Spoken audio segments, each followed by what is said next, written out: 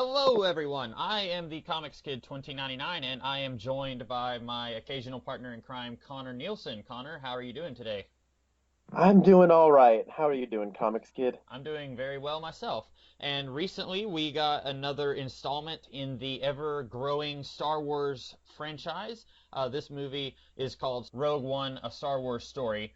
And this movie just came out last week as of this recording. And Connor, you have seen it twice, right? I have seen it twice, yes. Okay, and I've only seen it once. And Connor is going to tell us a little bit about this movie, and then me and him are going to talk about it a little bit. So Rogue One, a Star Wars story, or just simply Rogue One as it's called in the film, is the story of how the rebels got the plans to the Death Star that initiated the conflict in the original Star Wars. It takes place, I want to say, about a week before the first one, Yeah. and it leads directly into the original Star Wars. It follows characters like Jyn Erso, played by Felicity Jones, Captain Cassian, I want to call him last name Andor or whatever, Mhm. played by Diego Luna. We also have other characters played by Riz Ahmed as a pilot. We have Donnie Yen as a force sensitive monk of sorts, and we have a friend of his, and Alan Tudyk from Firefly fame, as a sassy, reprogrammed Imperial droid that's working for the rebels. What did you think of Rogue One, a Star Wars story? So I really enjoyed this movie. I liked it a lot, but I didn't enjoy it as much as everyone else on the internet seems to. I am seeing all sorts of people saying that this was their favorite Star Wars movie, that this movie spoke to their very soul and showed them the beauty in humanity, and people are saying this movie made them cry 500 times. I didn't have that experience. I went to the movie and I enjoyed it.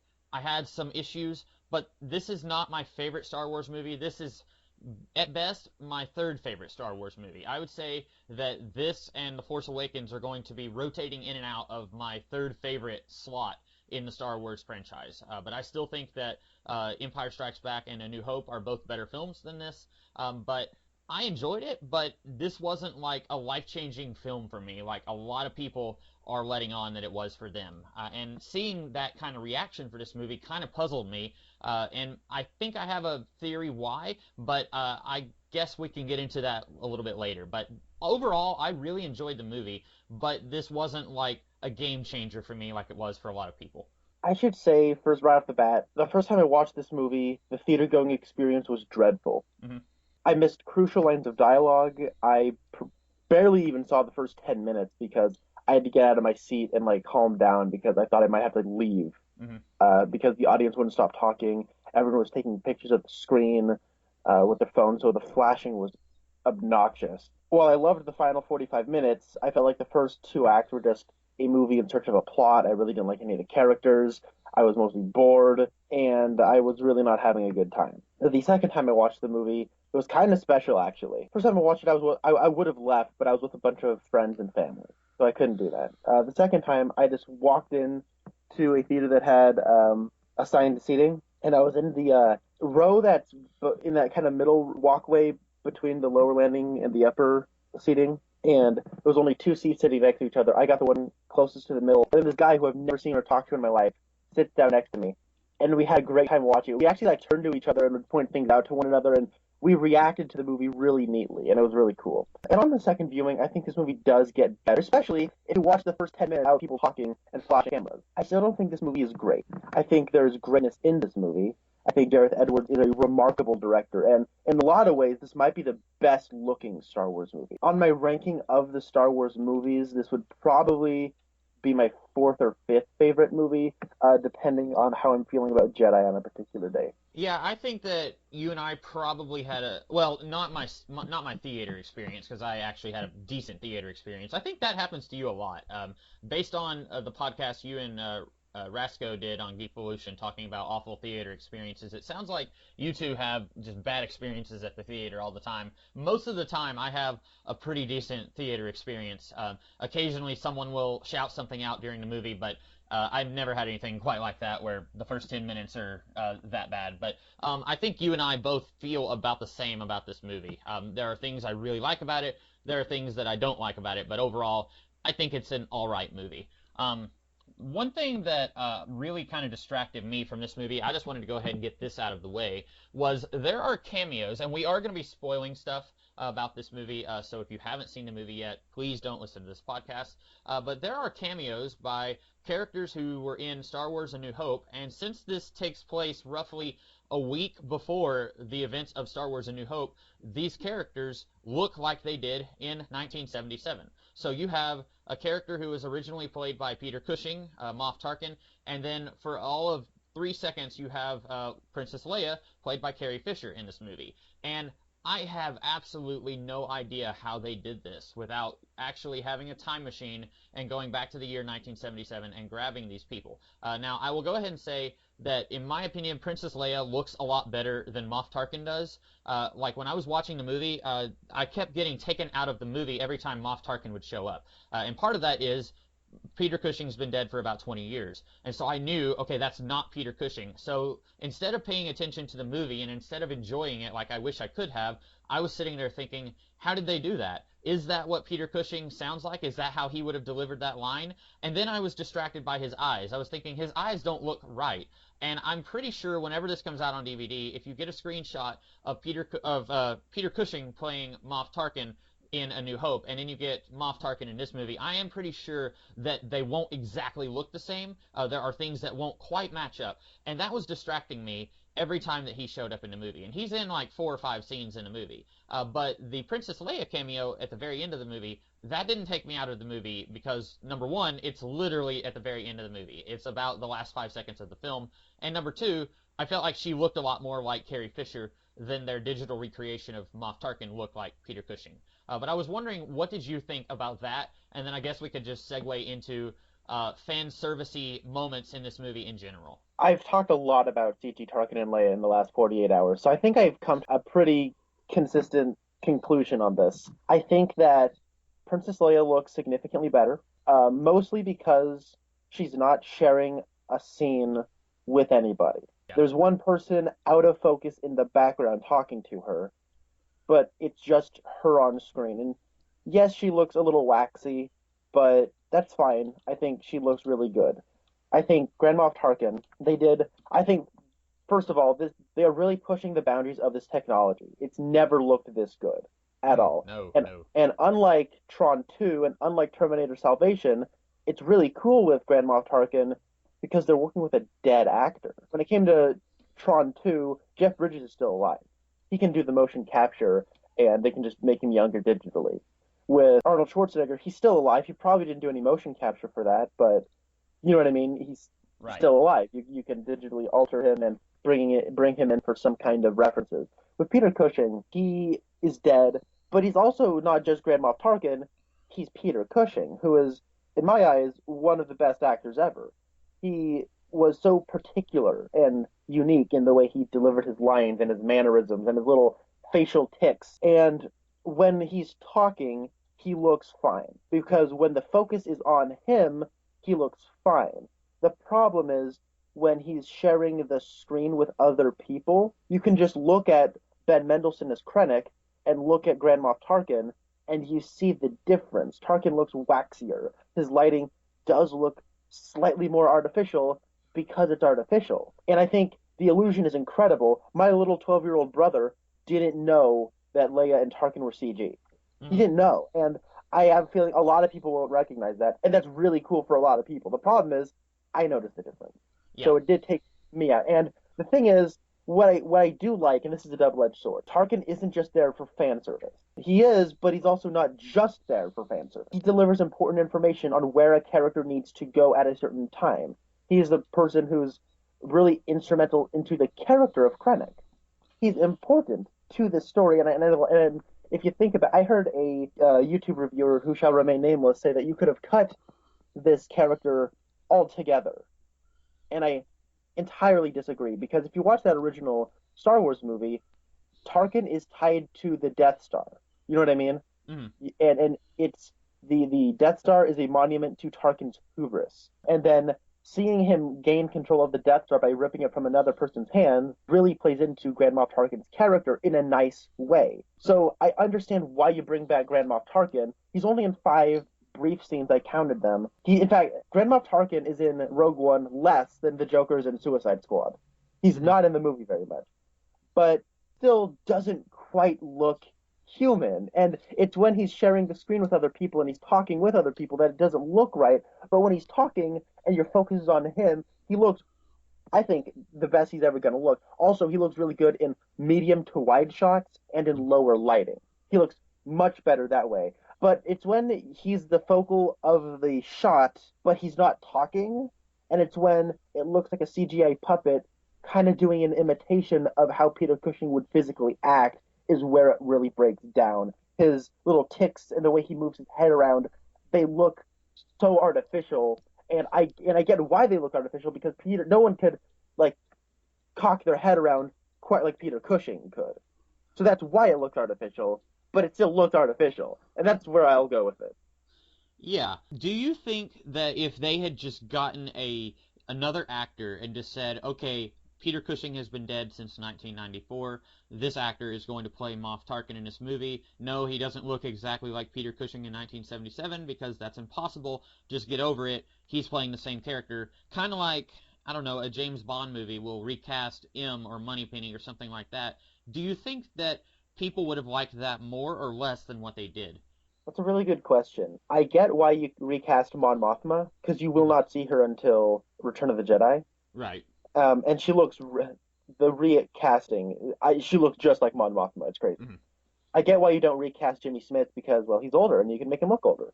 And I think he looks like Jimmy Smith still. The thing with Carrie Fisher and Grand Moff Tarkin is it's right before the movie. You go home like you watch this as a double feature with the original Star Wars and Peter Cushing and Carrie Fisher.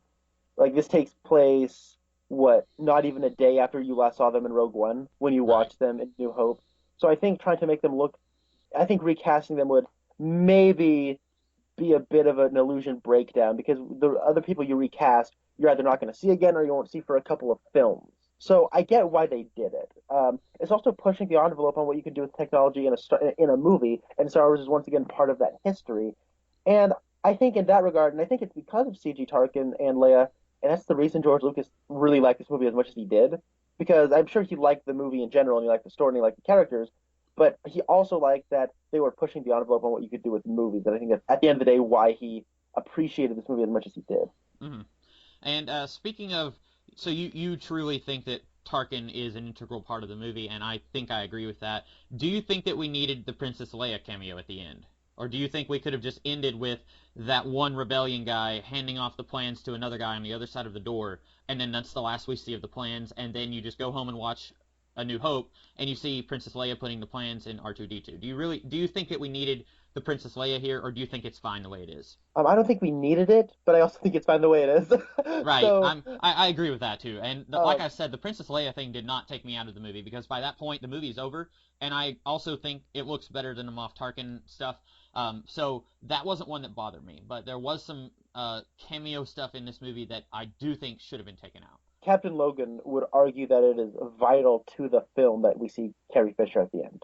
Really? Um, yeah, he says that the whole thing is built on hope, and the theme of the movie is hope, undoubtedly, and Mhm. the redemption of uh, and purification of the rebellion, as Rasko would put it. So seeing them take the physical embodiment of hope, which is the Death Star plans, and the person beams it up, and they have a hope that the other person will do the right thing with it, so they sacrifice themselves in order to get the plans to the people. And so we need to see where those plans ultimately end up, and they end up in Princess Leia's hands. And that's why he would argue it's vital and completely necessary for this film. I think that we don't necessarily need it, and that you could have gotten the exact same point across any other way, but we got it, and it's no sweat off my back. But I agree. Moff Tarkin and Princess Leia are the least. They're not even really a problem with the movie for me. They just, I think Moff Tarkin the way he looks is a bit of a flaw. Before we get into other cameo slash fan servicey things, I will say at the end of the movie when the rebellion guy says, "What is it?" and Princess Leia says, "Hope," I was really expecting someone to say, "You could even say it's a new hope." Wink, wink. And like when she said that, I was just like, "Oh, like it's Cinema Sins." I don't know if you watch their channel, but they have a running gag where anytime someone says the title of a movie in the movie, they'll say, "Oh, roll credits," and I was really almost expecting that, where she would say, "It's a new hope for the rebellion." But yeah, I agree with you. That is a good symbolic thing to do with her character in this movie. And as corny as it is, them constantly saying hope, I think it does lend more credence to the title A New Hope. I Hmm. really do. Because I've never been crazy about that title. And as far as I know, you may know more about this than I do, but originally that movie was just called Star Wars. And then it was after the movie got insanely popular, George Lucas was like, "Oh, well, actually, I've had 12 Star Wars movies in mind this entire time, and this is number 4." And then he went back and said, "It's Star Wars Episode 4." And then, like, around the time when he was doing Empire Strikes Back, it's like, okay, so we need to go back and call Star Wars 4 something else to differentiate it from these other Star Wars movies. So then they called it A New Hope. As far as I know, that's what they did. I wasn't around in '77, but as far as I know, when that movie came out in theaters, it was just called Star Wars. It was. Oh, And actually, I'm okay with putting an episode 4 and a title in there. I know some people aren't, but I'm okay, and I'll tell you why. So, the original Star Wars films, and Star Wars in general, harkens back to sci-fi serials from the 1940s and 20s or whatever, right? yeah, yeah. Um, Flash Gordon, Buck Rogers, that sort of thing. yes. And you would sit down, and a lot of the times you wouldn't catch the previous part. So you'd sit down, and I know you know all about this, but Hmm. you'd sit down and it would say, Flash Gordon, Part 7, insert title here, and then you'd get a recap of what you missed. And a lot of the times you didn't go to the movies every week or every month or however often they would show these serials. So a lot of times you just sit down, oh, you get some random part of some random serial. Sitting down and just seeing Star Wars and then getting like a quick recap. In classic film serials, the first part of the story didn't get a recap Hmm. because it's the start of the story, and that's why I don't like that there's a crawl at the beginning of episode 1. But um, in this movie, sorry, but in A New Hope, just having it have a recap but also have no title, I think that's a little, I get where they were coming from because it was a first time thing, but I think it does improve the homage to serials by having a title and an episode number in it, and then having the crawl. And that's Yeah. why you could almost cut the prequels out entirely, just watch this movie and the originals plus episode 7, and then be cool. Just replace 4, 5, 6, and 7 with one. Sorry, 2, 3, 4, and 5. This doesn't have any crawl at the beginning, and I think it really works as a continuation of the other movies. So Hmm. as a prequel to the other movies. So I think that's neat. Yeah, that was something that kind of surprised me. I was expecting some kind of crawl. We don't need it. Like you said, this takes place a good like 18 to 20 years after Revenge of the Sith. We don't really need to be told, "Hey, the Empire formed. It's a thing. They're really evil." We don't need that. Most everyone knows that going into this movie, but I was surprised we didn't get one just because we've had one in every other Star Wars movie before. But it didn't bother me that much once I got into the movie. Yeah, but I think the title card it doesn't look very good, but that's the least of this movie's problems. It's just a title Right. card. So, I guess what I don't like is we cut to outer space. It says Rogue One, and then we just immediately cut back to a planet. It's like, oh, you couldn't have thought of like a clever way to incorporate like a spaceship going through the stars, landing on the planet, and then I don't know. I think yeah. that could have been better. Yeah. So we've talked about Moff Tarkin and Princess Leia. Let's talk a little bit about Darth Vader. Do you think that he should have been in the movie? Yeah, I do. Okay, I'll disagree with you there. Darth Vader. Every time he was on screen, I was just kind of like, oh, do we really need Darth Vader? I felt like that was their way of saying, look, it's a Star Wars movie. Star Wars is about Darth Vader. He makes this movie more money, and we can make Darth Vader toys till the end of time. So let's put Darth Vader in the movie. I didn't really think that he added a whole lot. The main Imperial guy, not Moff Tarkin, but the other guy, I can't remember his name. Uh, Krennic. Krennic. So he Best, he's goes. the best character in the movie, man. I can't forget Krennic. Oh yeah, I really like that guy's acting, and I will probably forget every character's name in this movie. Like Yeah, I I remember can't that, blame you. but so Krennic goes to some planet somewhere, and then this old man in a Sith robe, he goes to Darth Vader, who is hanging out in a cream substance in a jar, kind of like what Luke was in Empire Strikes Back, and then he says, Mr. Krennic is here to see you. And then Darth Vader comes out, and Krennic is basically tattling on Moff Tarkin, saying, hey, he took the Death Star from me. Can you do something about that?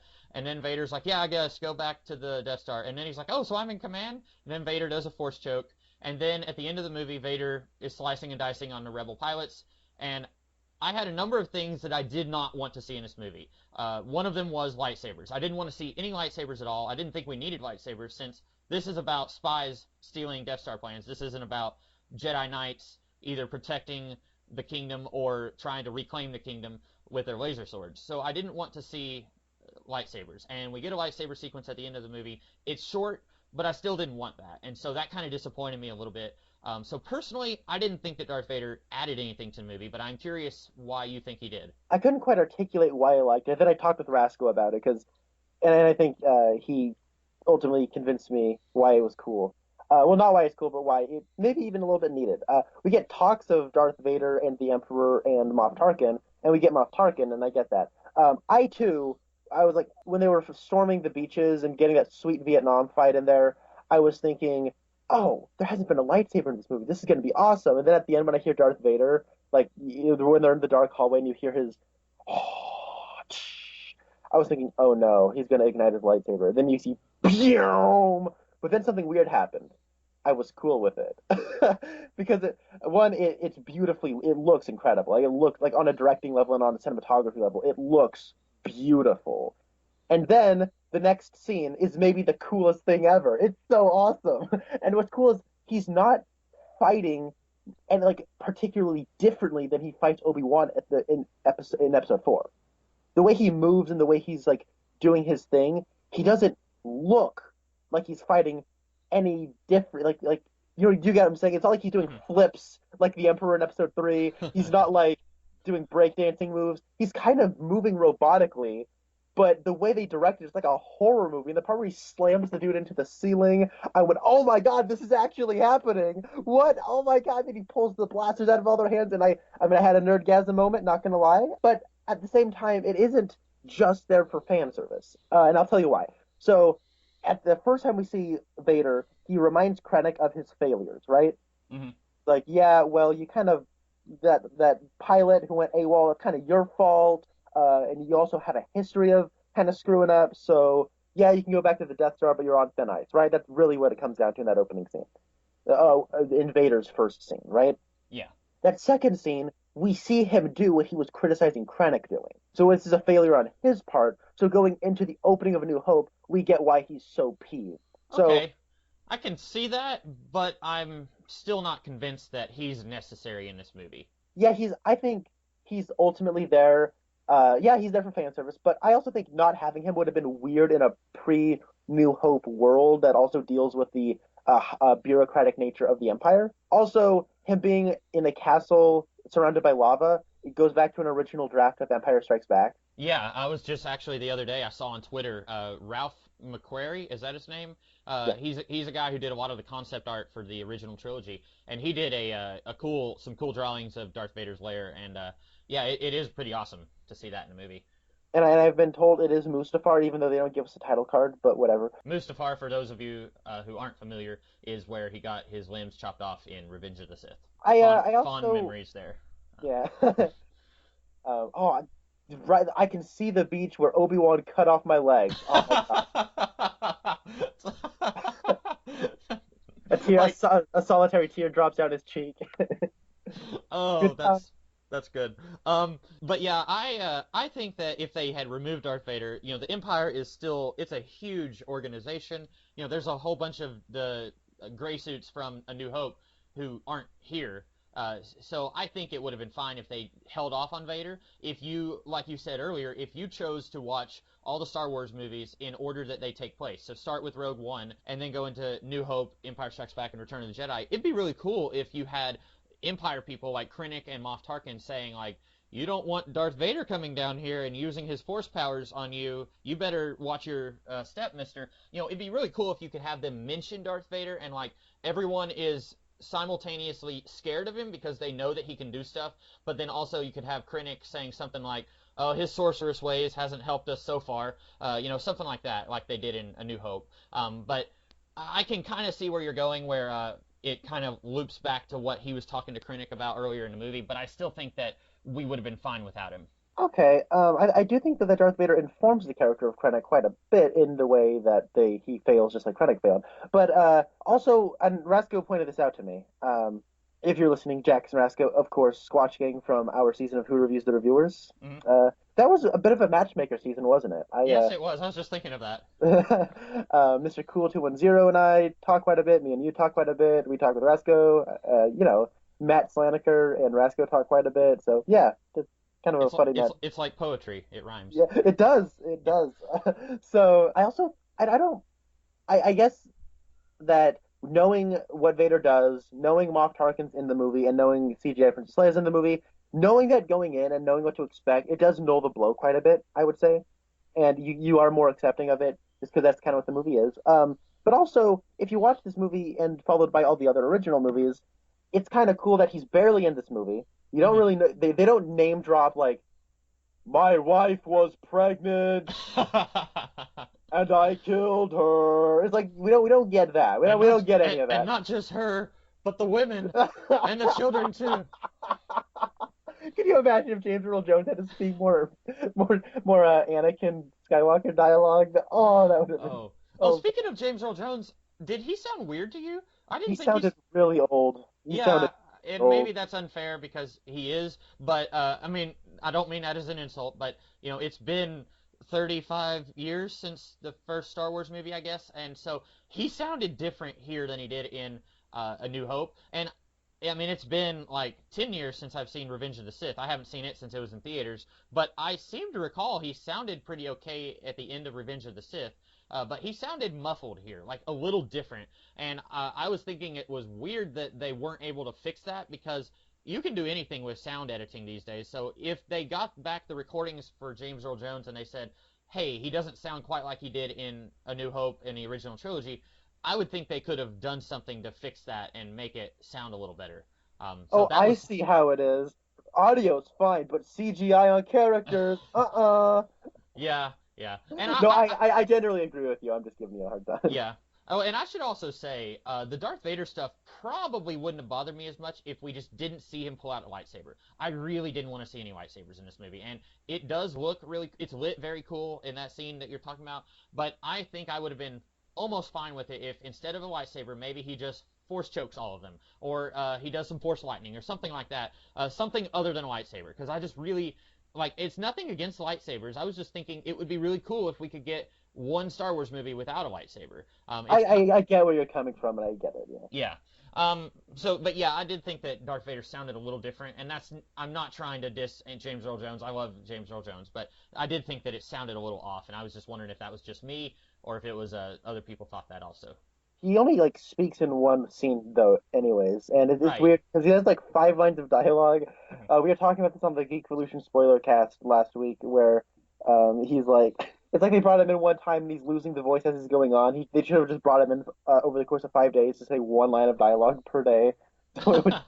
What did you think of, and I know we're really scraping the bottom of the barrel here, but what did you think of the line, "Do not choke on your aspirations," while he's choking him with the Force? Oh, that Vader, the one-liner king, what a guy, right? I saw someone on Twitter saying they hated that, and I was thinking, I thought it was kind of funny. I kind of like the idea, and we don't see this in the original trilogy, but I kind of like the idea of maybe he still has a little bit of a sense of humor, even though his wife is dead, and his body has been mutilated, and now he's helping a tyrant rule the galaxy via destruction. I kind of like the idea that he still has a little bit of that wit that he had, like whenever he would joke around with Obi-Wan in the prequels, even though those movies are not great.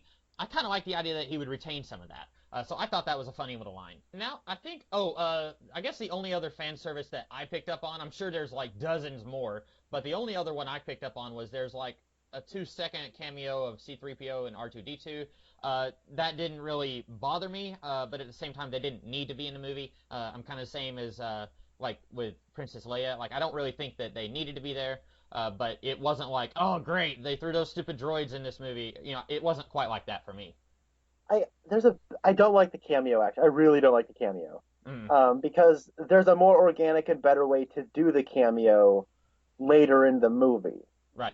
Why, how come when they're on the blockade runner at the end and the guy's running to grab the plant, how come you don't just see C-3PO and R2-D2 out of focus in the background? Yeah, that would have been great. There's also the line, "I have a bad feeling about this." We don't need that in this movie, especially since they play it like a weird joke. Right. Where they interrupt K2 before he finishes the line. I was also really glad that they didn't, because K2 several times says to Captain Ando or Andor or Andor, I guess. They say to Cassian.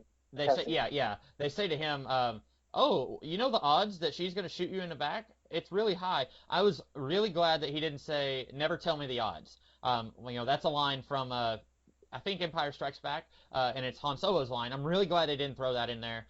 Those are things that they could have done to be like, wink, wink, it's another Star Wars movie. Let's throw in the lines and the characters that you know and love. I'm glad they didn't do that. Yeah, I was really worried early on that Cassian would be a ripoff of Han Solo because there's a part where they're in the Jeddah City and he shoots the one stormtrooper, then a bunch of stormtroopers come around, he runs away, and Yeah, please, please let's not do this. And then, to their credit, it was upon a second viewing where I really saw what they were doing with Cassian. He is not Han Solo, right, and that's okay. In fact, Jyn Erso is more like Han Solo than Cassian, and she's not really like Han Solo, so that's cool. right.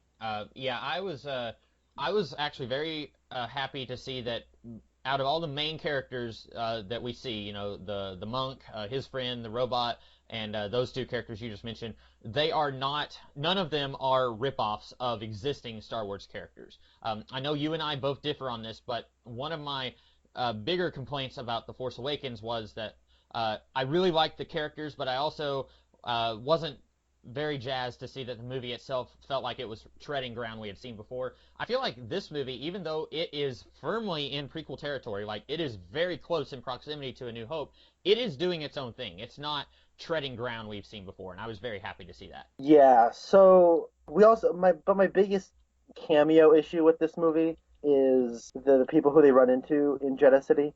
Okay, I was about to ask you about that. The one who's in A New Hope who says, we have the death sentence on 12 systems. Yeah, it's those guys. Okay, yeah. So one of them My looks my like, biggest my biggest issue isn't that they run into him right as Jeddah City's about to blow up. I mean that's a little silly, but I mean there's plenty of time for them to get off. But and they're probably. probably on their way to go to Tatooine just as right as they're speaking. But just don't have them in the movie. That's Well, you know what I mean. I agree. They didn't need to be there. But that one was almost a blink and you miss it. Like literally, if you blink, you will miss it. Like there's, No, it's like they have their own shot. Like, yeah, hey, yeah, but watch it's where a you're quick, going. I have the death sentence on 12 systems. Hey, we'll watch out. right. Well, one of them does say, "Watch where you're going," and that's something that he says to Luke in A New Hope. But what kind of took me out, I agree with you. They do not need to be in a movie at all. And I would almost argue that they probably wouldn't have had enough time because that planet gets not blown up, but a good chunk of it gets destroyed like 5 minutes after we see those characters. I'm not sure if they would have had enough time, but Oh, they do, trust me, because they have to get into the altercation with the Imperial people. They get kidnapped by Saw Gerrera's men. Then they're in the little oh sun yeah, they're hideout in for a prison for a while. little. You're right. But my big thing with these two guys, and we really are scraping the bottom of the barrel, but the one who does not look like a walrus, the one who says we have the death sentence in 12 systems, Yes. he does not look like what he's supposed to look like. Uh, Yeah, that makeup's really bad. It looks just like caked on at the last minute. like the only reason that I knew that it was supposed to be that guy was because the walrus guy looked like the walrus guy from A New Hope. But if they didn't have the walrus guy there, I wouldn't have known. Because he does not look anything like that character in A New Hope. But I agree with you. I got an idea. They should have just made them all CG. That would have fixed the problem. Yeah, I hate to say it, but that probably would have. Oh, I was just joking Oh, around. 'cause I was gonna say, like, this movie makes a case for CG over practical effects. Because I'm 99% of the time I am in favor of let's just do it practically. Especially, I think because of the prequel movies that we had before this one, I think they are a big reason why I'm always saying, hey, why don't you just do it practically? You don't have to do like 99% green screen, but maybe they would have looked better in CGI. I don't know. Yeah, it's also an exterior scene. Then the other like CG cameos are an interior scene, so I think that might have something to do with it. But that one little thing where they run into him, it just I don't know, it just clutters up the scene. There's a sense of urgency that I feel that moment undercuts. I don't know, and I also think Walrus Man somehow looks cheaper in this movie than he did in 1977. Oh, I don't really? know I don't know how that's possible. But yeah, not a fan of that cameo. So So yeah, so go if ahead. you're in the mood to actually talk about the movie now, let's Yeah, that's what I was gonna say. We've spent a lot of time just talking about like less than 5 minutes of the movie. So who, I guess, what you did you like the way that this story played out? Because pretty much everyone knew, okay, this is gonna be the story of spies stealing the Death Star plans. Did you think that this story was executed in a satisfying way, knowing that going into the movie? yeah. people say, "Oh, we already know what happens at the end of the movie. There's no suspense." Okay, well, I thought they did a really good job of making me wonder how they got the Death Star plans up there. And I think at the end of the day, Gareth Edwards' exceptional direction and just his visceral entertainment and how I really started to feel in the last 45 minutes.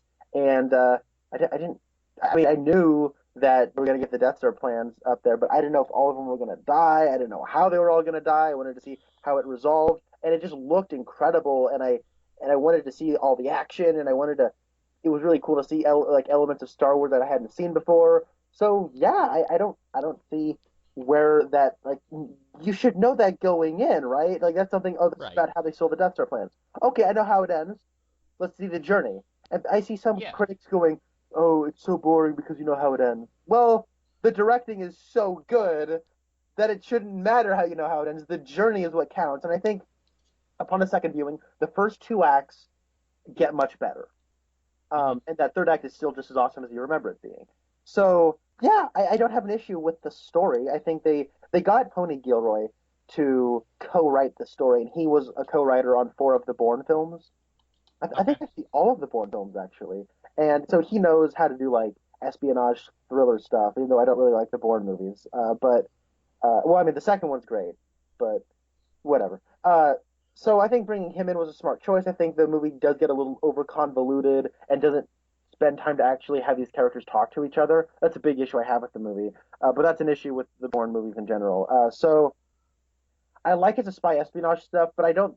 I wish that there would have been a nicer blend of the Star Wars character moments that we've come to that have come to be extremely effective in building character. And since these are Hmm. one-off characters, I would have liked to have these characters just interact more with each other, so they felt more like a tighter knit group of people. I think I know I'm getting really messy and sloppy on this, but if you look, there's Kelly Sue DeConnick once told me that Ellen Ripley from Alien is not a great character because she has a great character arc. She's not. She doesn't have a character arc. She's a great character because of the actions you see her character do and how that informs her character and how that informs the plot. Um, and that's kind of what they're doing here. But I don't think the characters have much actions to do outside of the final 45 minutes. I think when it's the final fight and we see Bodhi and which is Riz Ahmed's pilot character, and we see Donnie Yen and we see the dude with the big gun and we see them actually doing stuff, I think that's when they get significantly more interesting as characters. Now that being said, before the final 45 minutes, I think Donnie Yen, I think Riz Ahmed, I think Alan Tudyk, I think Diego Luna, and I think Felicity Jones are giving their characters like they're giving them a lot because they're all very talented actors. They're giving a lot to that's not necessarily on the page. So Hmm. I think it gets better on rewatchings because you see what they're seeding that will pay off later. I just wish in the script there was more dialogue, and I think that's most apparent in the stuff with K2SO and Jin, where he talks about, "Oh, I've always wanted a blaster. How come I don't get a blaster?" And he's kind of snarky and sarcastic with her.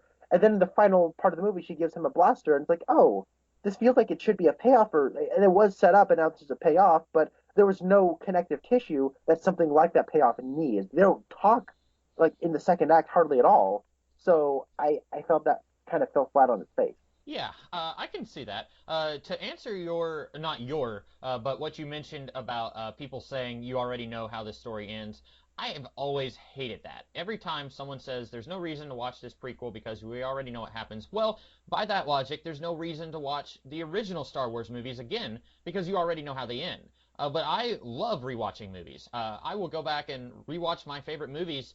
I've probably my favorite movie. I've probably seen it 100 times. I know how it ends, but I still like seeing it. And it's like you said, it's the journey. It's not trying to figure out what the ending is going to be.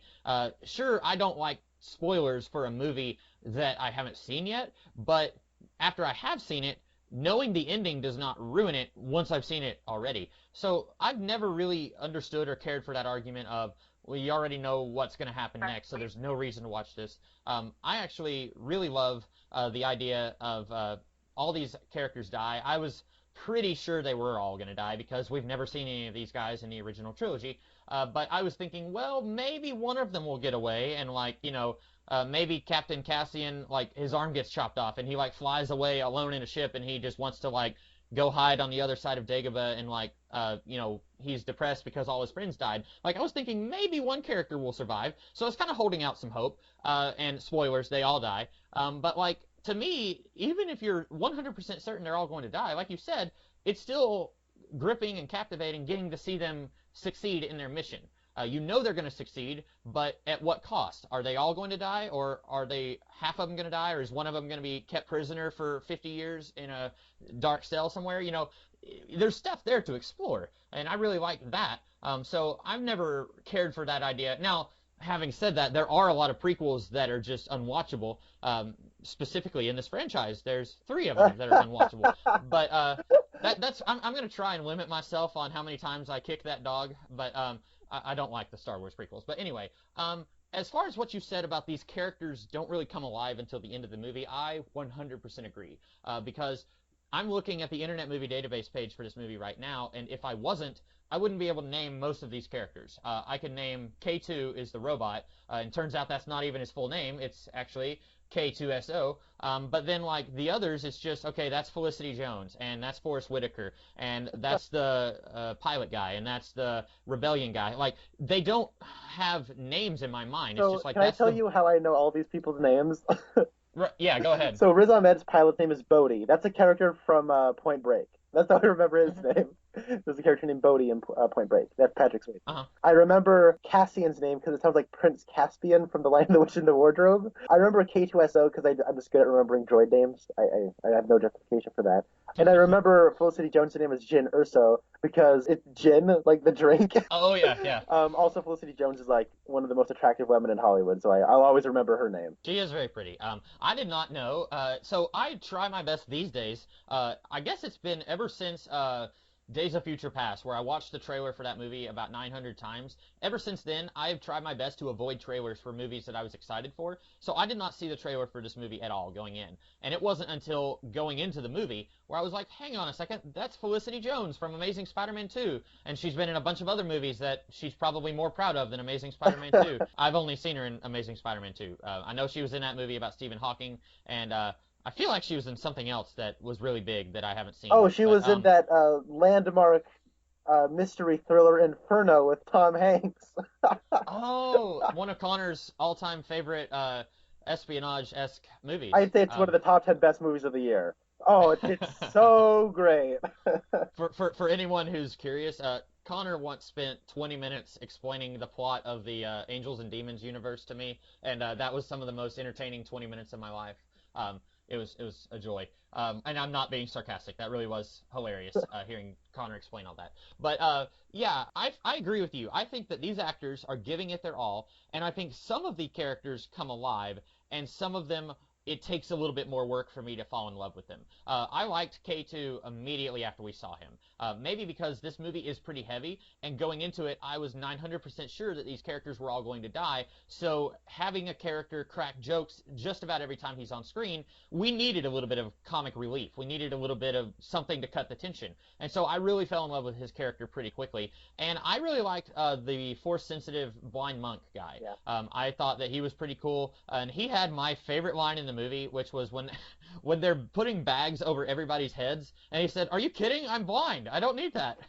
I thought that was hilarious. And I also like the idea that there are non-Jedi Knights who were affiliated with the Jedi Order. Like this guy, he doesn't use a lightsaber, and you would think if he was a Jedi Knight that he would have pulled out a lightsaber at one point.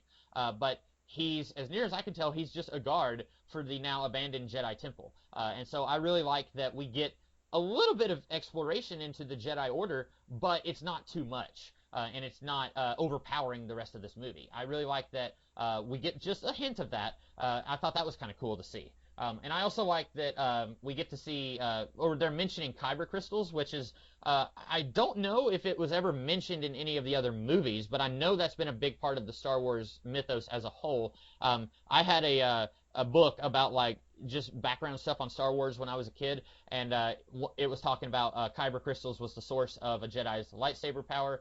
And correct me if I'm wrong, Connor. Did I hear them correctly say that kyber crystals is also what powers the Death Star when it blows up a planet? Yeah, they mentioned that. So I thought that was a neat twist. Not a twist, but I thought that was a neat usage of an element that has existed in the Star Wars universe for a long time. And, I've never wondered how does the Death Star blow up planets, but I'm sure there were people out there who were wondering that. And I think that's something that makes a lot of sense. Maybe you didn't like that as much, but I kind of like Oh, I that. thought it was neat. So Jyn Erso has a kyber crystal that Oh, that's yeah, around her neck the mhm. necklace. And my brother had said he didn't like that. He felt like that never came into play, and I got to disagree with him. Actually, it comes into play in a remarkably subtle way. It's how Donnie Yen is drawn to Felicity Jones. Now, because he's blind, he can't see how pretty she is, so he's not just going to immediately follow her. But what happens is he senses the necklace, right? Right, yeah. Um, and it's on her it's around her neck, and it hangs by her heart. If you had to think about it, you just assume it was next to her heart, right? And maybe I'm Mhm. reading too far into this, but she says the strongest stars have hearts of Kyber, and you can read that one of two ways: that she has a heart of Kyber, the thing is wrapped around her neck, it's next to her heart, she's a strong person, right? She's Mhm. strong-willed. But you can also read that as, oh, the Death Star is also powered by the Kyber crystals, and it's also a strong star. So there's a really interesting parallel between the Death Star and Felicity Jones, and she's ultimately the one who finds the plans to destroy it. And I think that's pretty neat. That's a neat parallel going on there. Um, the Donnie Yen character, I really like him too. I think he's really interesting, and Donnie Yen is just so likable. You know what I mean? He's Mhm. so likable. I like this. I mean, he's fighting, and you can tell he's doing all of his own choreography. It's really cool. I like him a lot. The problem is I can't remember his name, and I'll tell you why. Because they either shout his name and there's like explosions going off, so you can't hear what they're saying, or they're talking so fast in hushed tones like it's a Christopher Nolan film that I don't know what they're saying. Let's be honest, Connor. The reason you don't know his name is because he's not named after an alcoholic beverage or a Patrick Swayze character. Um, Probably, no, yeah, you're probably right. Or and Qui Gon I know, Jinn. Yo, Jin. Yeah, yeah, there we go. Jin Urso, Qui Gon Jinn. yeah. I'm surprised. I mean, it's only been like 5 days since I saw the movie. I'm really surprised that, or less than that actually. I'm really surprised I haven't already seen some people say, "What if this character is actually Lord Snoke in The Force Awakens?" The Lord Snoke theories are everywhere, by the way. So I'm really surprised somebody hasn't tried to tie this movie to those theories. But Somebody had tried to um, say that the Force One crew are the Knights of Ren from that weird Flash like tripping balls scene from uh, Force Force Awakens. Awakens. And I thought, ooh, that's an interesting Uh, theory. Oh wait, they all die. Never mind. Yeah, unless we find out that Kylo Ren is able to bring people back from the dead, which, don't do that, Star Wars 8, please. But yeah, a lot of people said they cried in this movie and like it really touched their soul. And like I said, I didn't have that reaction, but the closest I came to being a human being was when the blind guy died. Oh I man. really, I had just almost exposed my humanity at that point. It reminded me of something in the movie Serenity, which I won't spoil because it is a huge spoiler for that movie. But it reminded me of something from that. If you've seen the movie Serenity, then you know what I'm talking about, probably. Uh, But yeah, I agree with you that I wish we had more character interaction moments. Like, specifically, there's one point where they're on the planet where it's raining, and Captain Cassian is going to assassinate Jin's father, played by Mads Mikkelsen. This is the second Mads Mikkelsen movie that Connor and I have talked about this year. I like him better in this than I did in Doctor Strange, I should say. And then all of the characters in the spaceship leave the spaceship to go do something. Like, Cassian takes Bodhi to go and like scope out where the Empire people are. And then Jin suspects that he's going to kill her father, so she goes after him. And then the blind guy is like, "Well, I'm going to go follow her." And then his buddy is like, "Well, I'll follow you." And so I think the only person who stays in the ship is K2. yeah, And like I feel like that around that point of the movie would have been a really great time for these characters to talk to each other and get to know each other a little bit. I And completely agree. Yeah, that's what I was thinking. Jin already has a lot of ties with Cassian. If she could just like talk with Bodhi or talk with Baze, I think that's the big gun dude's name. Like that was the mhm. perfect opportunity to do that. Yeah, and in the A New Hope, after Alderaan is destroyed, you could have had all the characters be moping around and like, oh, my planet is dead, Obi-Wan is dead, everything is dead. Like you could have had that, or you can have the characters like still interact with each other. And I think the problem is twofold. Number one, I almost want to say this movie has too many characters in it for a movie like this where I mean this movie explores Cassian and Jin quite a bit. The rest of the characters I don't feel like get explored enough. I want to care about Bodhi, but he comes off pretty flat to me. Oh, He's really? basically, yeah, I didn't get anything from Bodhi. Now the blind guy, I liked him. The friend of the blind guy, he's there as kind of the skeptic of the group. He doesn't really believe in the Force. He's laughing at his friend every time he says, "I am the Force is me." But then at the end of the movie, whenever his friend dies, then he starts saying it. It's like, okay, that's his character arc. But other than that arc of he finally is accepting the Force, I wasn't really getting anything from him either. I So agree with that. In fact, when I say like the characters sort of come alive at the end, that he's mostly who I'm talking about because seeing him in battle, I that informed his character more than any line of dialogue he had. And right. right before he goes out and accepting the Force, like there was something there. And I do think Donnie Yen and him have a good rapport where I do believe that they're friends and they do feel natural in that way. Hmm. So talk to me about Bodhi because it sounds like you like him more than I do. Mostly it's Riz Ahmed. I think Riz Ahmed is a really good actor. Um, I think you ever seen Nightcrawler? no, but I saw that I was looking him up to see if I'd seen him in anything else. I don't think I have, but he looks so familiar to me. Like he looks like somebody I've seen in something, but I don't think I've seen him in anything. I think Tony Gilroy. I think the Gilroys really like Riz Ahmed because Dan Gilroy directed and co-wrote Nightcrawler with Tony Gilroy, and Tony Gilroy co-wrote Jason Bourne, and Tony Gilroy co-wrote this movie. Riz Ahmed is in all three of those movies. Um, He was in the Bourne yeah, movies. You he said? was in Jason Bourne, the latest one. Oh, okay. I haven't seen that one. Uh, I've seen just the first three. yeah, I mean, Yeah.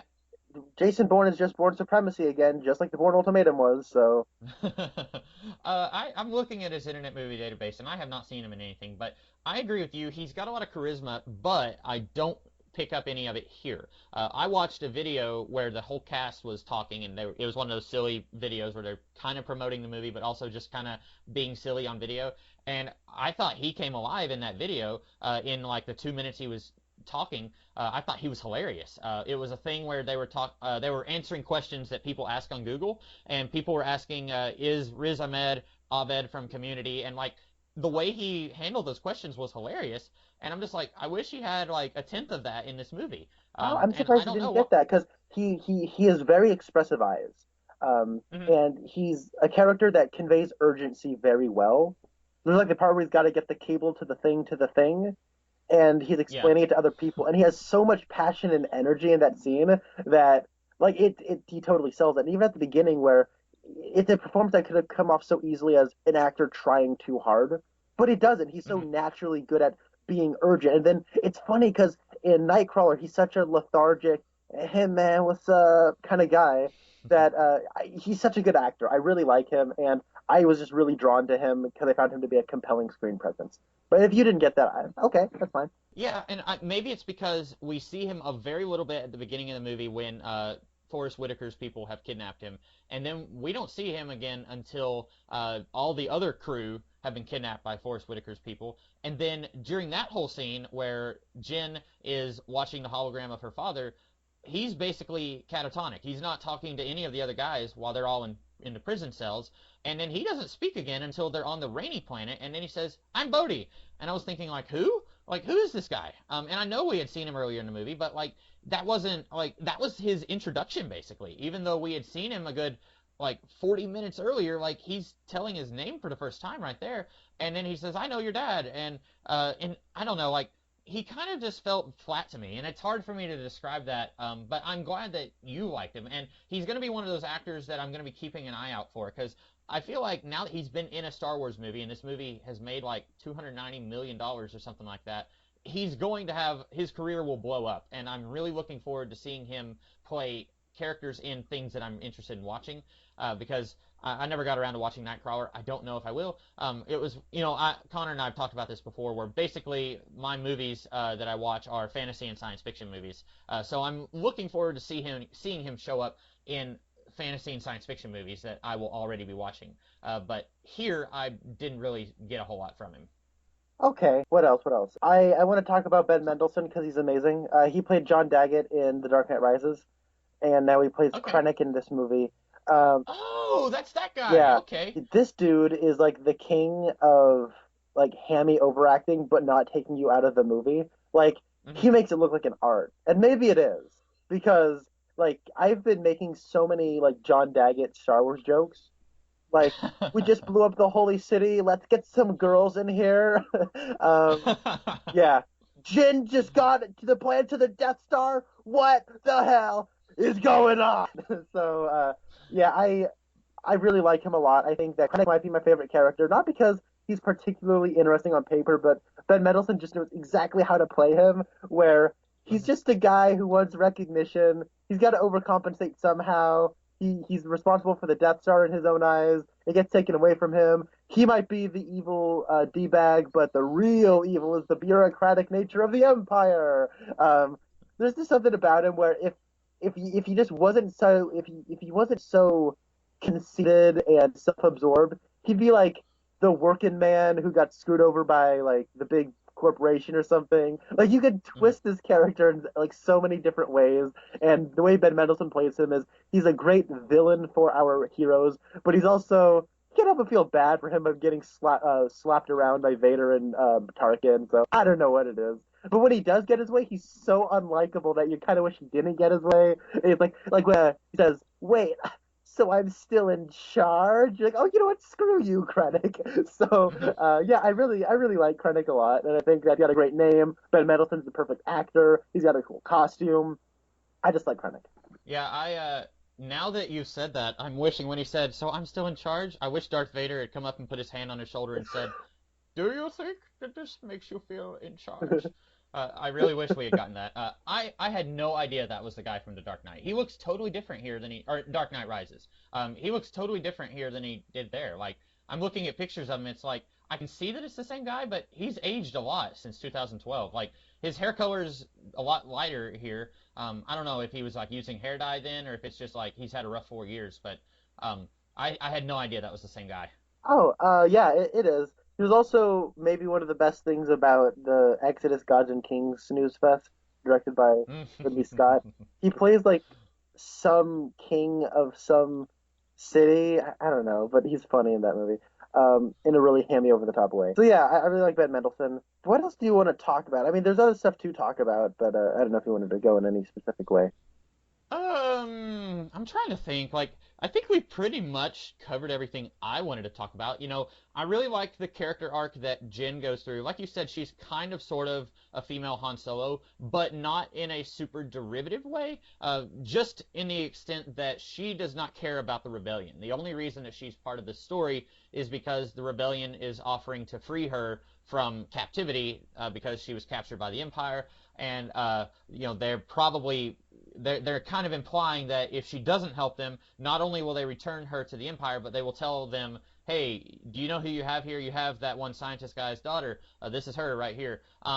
So I really like that she's very selfish, but at the same time, her motivations are very. I sympathize with her a great deal. She's not setting out to be a hero, but then by the end of the movie, she's acting heroically, and I really like that.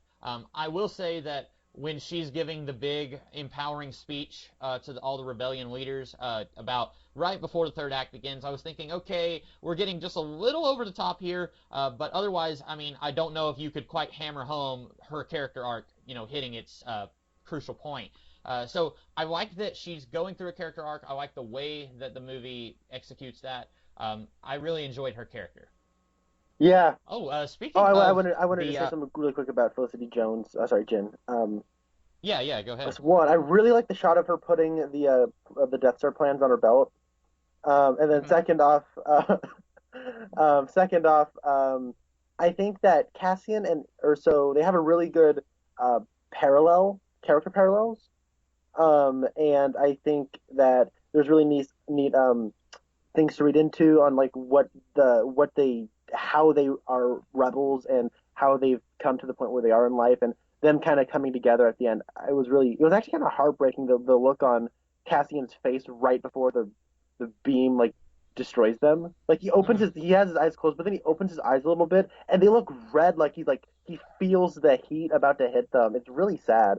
But the thing is I feel like those two characters they have all the character meat, but none of the personality Hmm. that the other characters have. And like the other characters don't have the character meat the same way those characters have, but they got all the personality.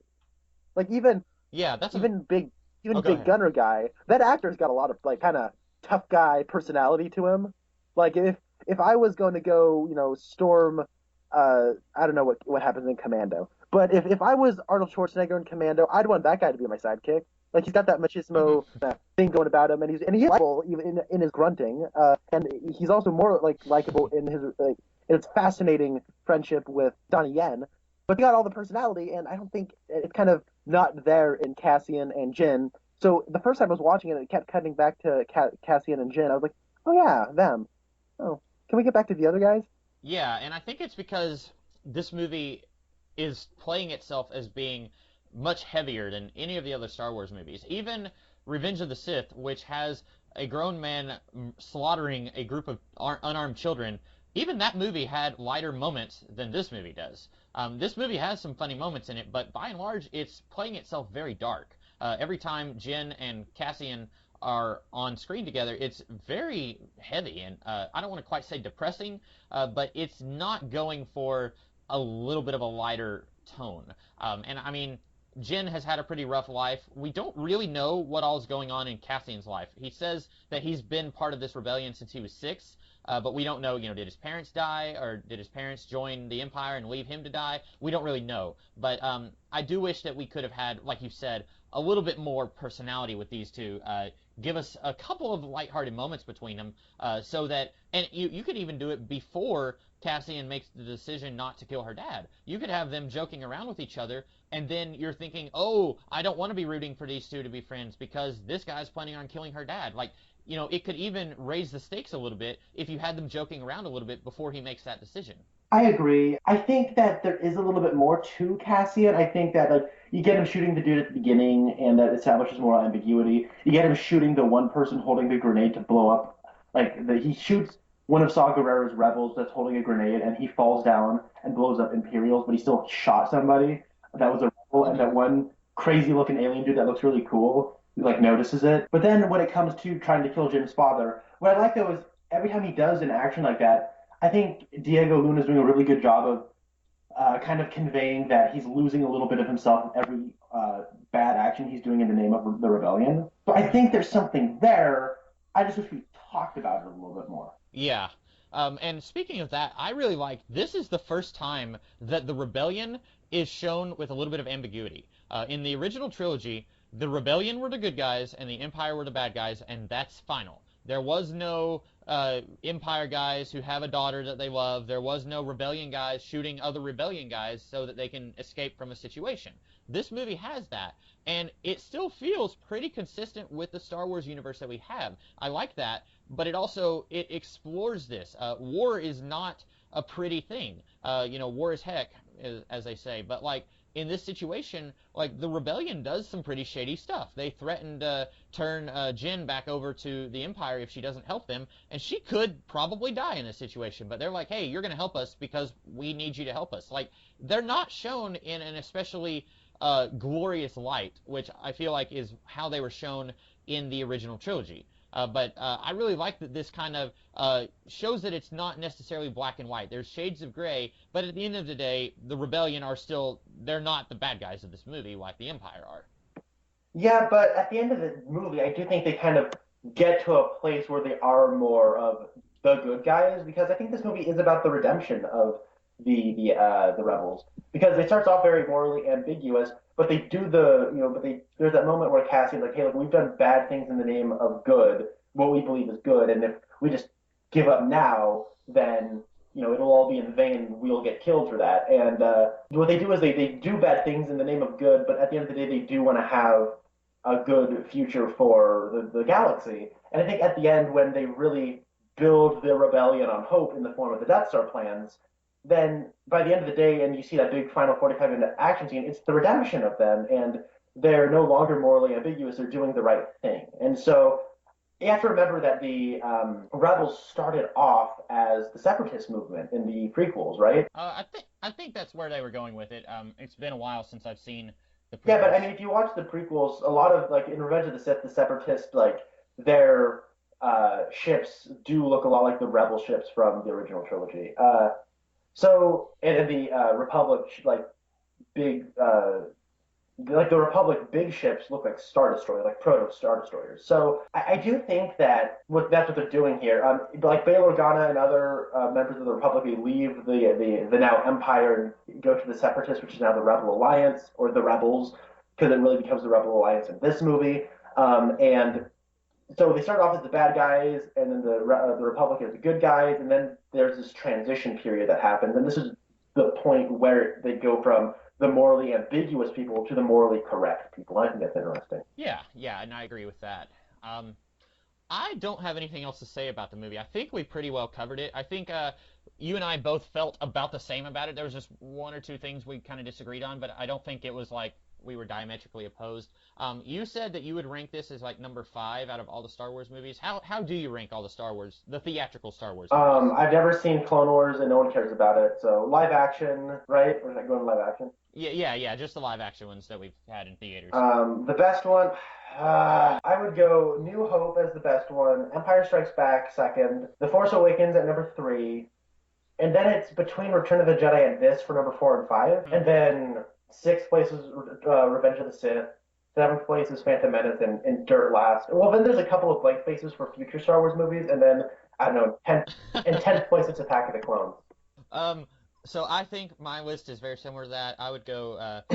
I'd probably just go New Hope, Empire Strikes Back. I guess. See, like I said, this and Force Awakens they're like Pluto and Uranus. Like they'll interchange between each other. They'll flip and flop between three and four. But I would say right now this one, and then the Force Awakens, and then Return of the Jedi, which is my least favorite of the original trilogy, and then I don't know, all the prequels are awful, but I guess for me, I still prefer the Phantom Menace over the other two prequels. But then I would say Phantom Menace, Revenge of the Sith, and then Attack of the Clones.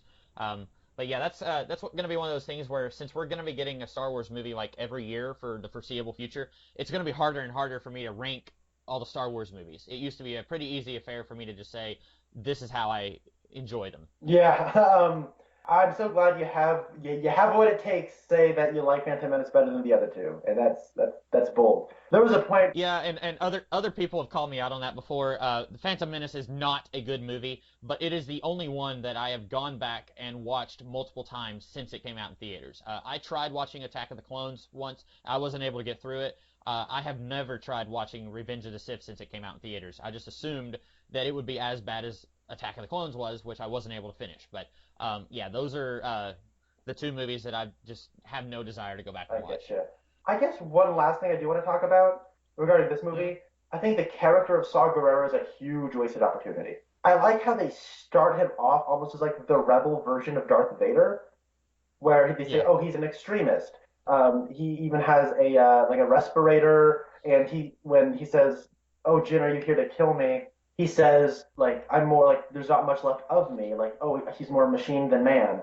And the thing right. is, they don't really do anything with that, like the whole Darth Vader angle. And then, but the biggest problem is he doesn't actually really do anything regarding actions. So when they say he's an extremist, he just acts really, really paranoid, and that's about it. And when like he tortures Bodhi with the tentacle monster, which was really lame. All right, you want to have him be an extremist? Let's watch this dude torture him. Like let's see him do it because the next time we see Bodhi, he's a little out of it. You know what else would make him a little out of it? Torture. Like and Right. then like just having a tentacle monster that oh my gosh this thing it'll make you lose your mind. It's like they never really do anything with that because Bodhi's kind of good for the rest of the movie. So I don't get why we needed all that. So but I do think Forrest Whitaker was like the perfect kind of actor to put in this role, and he's definitely doing something different, and I really respect it, and I kind of like what he's doing. hmm It's one of those things where I don't want to see a barrage of Star Wars movies for the rest of my life exploring every single side character in this franchise, but I almost wish we could have had a little mini series showing this guy raising Jin. Like when she's, 10 and he's showing her this is how you shoot a blaster. And then like at one point he leaves her somewhere because he says that she's ready to survive on her own. I really wish we could see more of that, like you said, because he is a wasted character. And you're not the only one who said that he's kind of like the rebellion version of Darth Vader, and I didn't even pick up on that until I heard other people saying it. But yeah, it's interesting to see him he is paranoid, and I wish that he was more of an extremist. Like, because Mon Mothma and the other people in the rebellion, they're kind of like, oh, we don't like Saul because he does things too dark. Like, he does things that we don't like doing. And keep in mind, at this point in the movie, Cassian is killing fellow rebellion people just so that he can get back to his bosses. So, like, if this group of people disapproves of what Saw does, then it would be really interesting to see what he does. But like you said, all we have is the tentacle monster that just kind of gives Bodhi a headache for a few minutes. Like, I wish we could have seen more of that too. You're right. His rebel faction, like, they don't really do anything that the Rebel Alliance wouldn't. Right, that's what I was thinking. Like, they were talking about how he's so much more extreme than we are, but like Cassian shoots a guy who's unarmed and is on his side at the beginning of the movie. Like, I think that that's something that could have worked better if you weren't already showing the Rebel Alliance being pretty morally ambiguous in the first half of the movie. But since they are being morally ambiguous, it doesn't make a lot of sense that they're not aligned with Saw unless you show him going to really extreme lengths, which we don't get to see, like you said. Yeah, other really cool things that I like in this movie, though, so awesome. The part where the little ship, like, rams the one Star Destroyer and cuts the other Star Destroyer in half, and the way it's captured, it looks beautiful. Like, the spaceships look like models. They look that good. They look incredible. I think, oh my god, the part where Blue Leader goes, like, the guy with the big blonde mustache, he goes down, right? And then he crashes, but the camera keeps moving. It doesn't cut, and then we see a bunch of, like, soldiers, like, running through the water to fight stormtroopers. It's so good looking. Like, it's really cool. Also, oh my god, there's the one part where they're on Edu, and then Jin, like, she's looking at all the rebels, like, cause explosions on the landing platform she's on. And the way, like, she, like, turns around, and then the way that the camera moves, is all things exploding. It's a moving single shot, and it looks so good. Yeah, I usually don't care that much about the spaceship fights in Star Wars. Usually I'm more about, like, you're on a Death Star shooting a blaster or your lightsaber fights and stuff like that. I never really cared so much for the spaceship battles, but I really did like that scene you were talking about where the smaller ship uses the big Star Destroyer to destroy the other Star Destroyer. I thought that was pretty cool. That was probably my favorite spaceship-related thing in Star Wars. It was so cool. Also, they used archival footage of Red Leader. That's what I heard, and I never really, at any point, like, there was times where I was thinking, okay, that looks like a mustache from the 70s, but, like, I wasn't thinking, like, oh, hey, that's something that I've seen from another Star Wars movie. And there was a lot of other people saying they picked up on it. It went right over my head. Like, it's Red Leader, but it's also somebody else. It's that one dude who kind of looks like a derp. I can't I can't really describe him, but they're both like. It's not Porkins. It's not. We could have had more Porkins. We could have had. Yeah.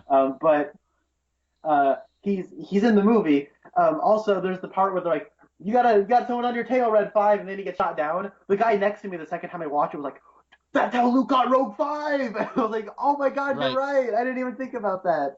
That was pretty cool. Yeah, I had heard that there was archival footage, and I didn't even notice that. I wouldn't have known unless people were talking about it, and they were. Other cool things, though, the final big fight in the beach locale, I think it's really... Okay, so it's really cool, right? The original movie was made in 1977. Let's say, like, Gareth Edwards is thinking, all right, what if I was making this in, like, 1975, right? If I was making this in 1975. He does a good job of, like, making all the hair and costume detail look like it might in 1975. I think they do a good job of that. Also, though, if you're making a movie in 1975 and you're making it Star Wars, what war would you be, like, drawing comparisons from? Would be the Vietnam War. Vietnam. Yeah. The helmets of the rebel soldiers look like Vietnam helmets. There's, like, the part where Jin's giving her a big motivational speech right before they go out and fight, and there's a shot of a soldier, and it looks like they're on a Vietnam platform. It's so cool! And then also being in the beach locale does bring to mind Vietnam, so I think it's really, really neat. Yeah, that was all very clever and not completely in your face. It would only be noticeable if, like you and I, we're pretty well versed on Star Wars stuff, so you and I both know that era is very influential on the original trilogy and stuff like that, and the backstory.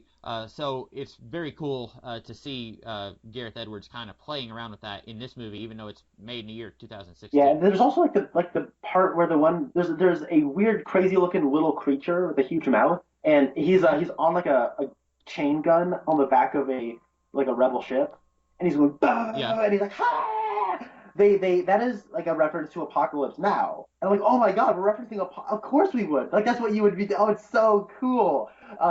Even though Apocalypse Now came out after Star Wars, but because we're, like, making a movie that's kind of doing stuff on Vietnam, but it's also made in 2016, you can get away with that, and it's really, really cool. And it's fun because Francis Ford Coppola was buddies with George That's Lucas you're back right. then. Yeah, you're totally right. That's awesome. They paid homage to that same shot at the opening credits of X-Men Origins Wolverine. Except this Yeah. movie doesn't suck, so that's kind of cool.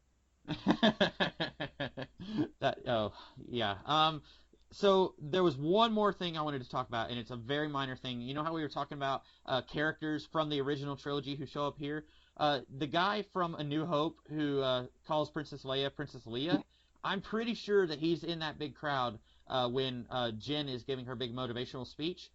She says something like, they have the Death Star plans. My dad put a weakness in the Death Star, and he says, so you say. I'm pretty sure it's that same character who called Princess Leia Princess Leia in A New Hope. The guy with the white beard and the white hair. Yeah, I'm pretty sure that's him. And that was one that didn't take me out of the movie either, because for all I know, they got a brand new guy and just said, hey, white beard and white hair. Like, they didn't need a digital recreation for that character because he's not a major character. But I thought that was kind of fun.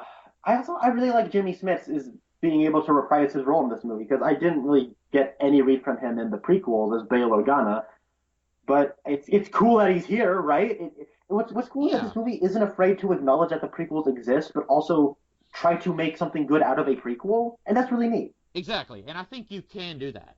I think that I would just absolutely love to see a young Obi-Wan movie. I know they're probably never going to do that because there's really no point in his chronology where you would be able to squeeze a movie in there. But I would really love to see just a solo Obi-Wan Kenobi movie. I don't want to see Anakin. Please don't bring Anakin in, but I would love seeing just like this takes place in between Phantom Menace and Attack of the Clones, and Obi-Wan is off doing something for the Jedi Council, and Anakin is staying home. I'd love to see something like that. Like, I think there was a lot of really good actors in the prequel trilogy that you could make use of and give them good material, and I think they did that here. And like you said, it makes sense to bring in Jimmy Smits because he was in the prequel trilogy, and then he's here because he's related to Princess Leia, or he's connected to Princess Leia. So I think they could do more of that. I don't know if they will, but I think they could.